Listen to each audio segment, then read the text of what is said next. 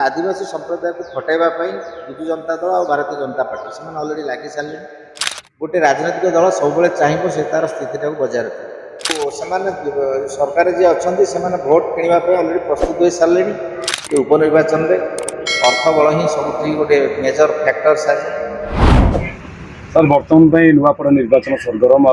रि इलेक्शन जो तीन दलर प्रार्थी विवेचित हो जोरसोर प्रचार कार्य आरंभ हो बर्तमान आपको कौन लगुच क्यों दल प्रार्थी दबदबा से नुआपड़ा टे अधिक रही एक्चुअली देखा गले जो तीनो दल प्रार्थी अच्छा कांग्रेस जो प्रार्थी अच्छा घासीराम माझी सी ही होती बर्तमान सुधा आजिका डेट्रे सबुठारु आगरे थिबा प्रार्थी कारण से आदिवासी संप्रदाय भोट को जी क्यारी कर सी ही निर्वाचन जीतब आदिवासी संप्रदाय भोट को गत निर्वाचन में स्वाधीन भाव छिड़ाई घासीराम माझी 55,000 पाखापाखि भोट पाई एवं अन्य जो दुईटी दल रही बीजेडी और बीजेडी दलर जे प्रार्थी अच्छा आपणकर स्नेहांगिन छुरिया से लोकल अंचल नुहति तांकर पड़ोसी निर्वाचन मंडली से होती नेत्री तेणु तांकर एवं जी जय ढोलकिया जे बीजेडी रु आसिकी बीजेपी जोग देइचंती उभयंकर प्रार्थित्व और से प्रति लोकंकर टिके नकारात्मक धारणा अच्छी तेणु देखा गले घासीराम माझी ही होती बर्तमान सुधा से आगरे थिबा प्रार्थी एवं किंतु सबुठ बड़ कथा होची उपनिर्वाचन में अर्थ बल ही सब गोटे मेजर फैक्टर साजे तो सरकार जे अच्छा भारतीय जनता पार्टी से चाहिए आम केमती निर्वाचन टी जीतू सबू दल यहाँ हूँ गोटे सम्मान प्रश्न कांग्रेस जदि जीतुची तो कांग्रेस गोटे मेसेज दब सारा ओडिशा को जे आगामी दिन में आम कांग्रेस गोटे साइनिंग सिंबल आसूची जे कांग्रेस आगु को बढ़े जब बीजेडी बीजेपी हूँ शासक दल पावर अच्छी क्षमता अच्छी निर्वाचन प्रतिश्रुति विभिन्न प्रकार माने डेवलपमेंट कि सहज सहायता देदेव और दम अच्छी से लगे कांग्रेस सेमती किसी अपरचुनिटी ना जे अधिक टंका खर्च करेंगे कि किसी प्रतिश्रुति करेंगे तथापि कांग्रेस को लोक विश्वास करेंगे सीटी आदिवासी संप्रदाय देखा जाए जे से एक्चुअली भल लोक को बाछंती बहुत समय तेणु ये कौन होना जो सरकार जी अच्छा से भोट किणवाई अलरेडी प्रस्तुत हो सारे तो मुख्यमंत्री परिदर्शन कर सारी प्रतिश्रुति दे सारे मेडिकल कॉलेज हम विभिन्न प्रकल्पर घोषणा कर सारी तेणु ये भी किसी कहीहबनी निर्वाचन में किए जीत कारण सब उपनिर्वाचन में सरकारी दल जीतवार नजर रही कारण से प्रशासन को आरंभ कर आर्थिक स्तर में यदि कोटी कोटी टका खर्च हम निश्चित भाव में जनमत प्रभावित हो ये आशंका अच्छी आउ गोटे जिन चर्चा हो मन भर बीजेडी वीक कैंडिडेट निश्चित भाव में जय ढोलकिया से अंचल एवं घासीराम माझी से अंचल किंतु एम आई जो स्नेहांगिन छुरिया होती अताबिरा अंचल से 30,000 भोट्रे हारी गत निर्वाचन 2024 तांकर प्रार्थित्व को लोके ग्रहण करने बहुत कष्टकर व्यापार तथापि विजु जनता दल चेष्टा कर निजर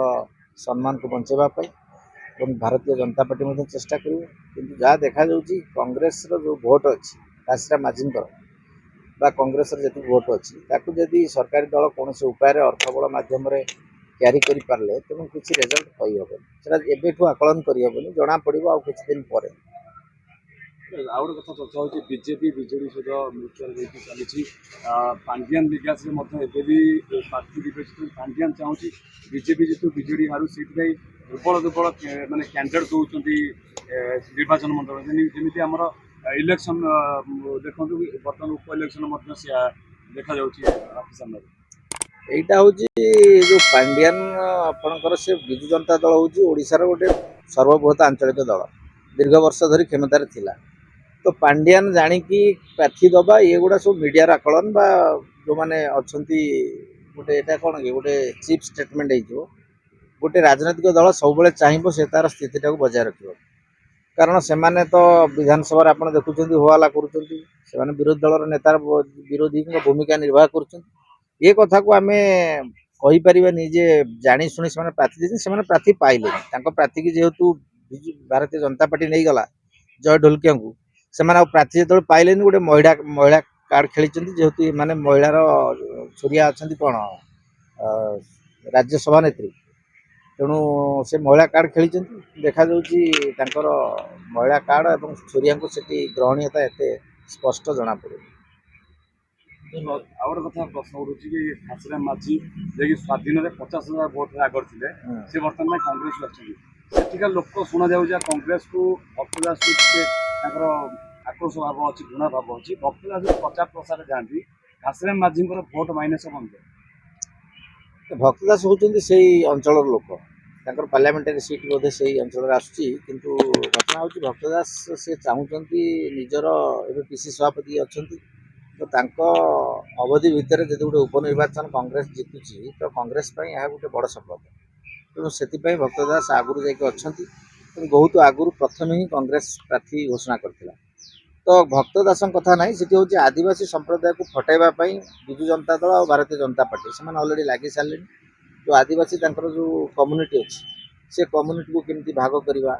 ଏବଂ ସେ ଭୋଟକୁ କେମିତି କ୍ୟାରି କରିବା, ଏଇ କ୍ଷେତ୍ରରେ ଇଏ ବିଜେଡ଼ି ଆଉ ବିଜେପି ଏମାନେ ଅଲରେଡ଼ି ତାଙ୍କର ପ୍ରୋସେସ୍ ଆରମ୍ଭ କରିସାରିଛନ୍ତି। ଯଦି ଆଦିବାସୀ ସମ୍ପ୍ରଦାୟର ଲୋକ ଘାସିରାମ ମାଝୀକୁ ସମର୍ଥନ ଦିଅନ୍ତି ତେବେ ଘାସିରାମ ମାଝୀଙ୍କର ଗୋଟେ ରେଜଲ୍ଟ କିଛି ଜଣାପଡ଼ିବ। ତ ବର୍ତ୍ତମାନ ତ କିଛି ଏବେଠୁ ଆକଳନ କରିହେବନି, ଆଉ ଗୋଟେ ସପ୍ତାହ ପରେ ତାହା ଜଣାପଡ଼ିବ।